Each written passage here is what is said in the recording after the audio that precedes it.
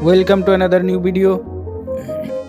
In this video you will see how to use Roblox voice chat. Please follow complete the process.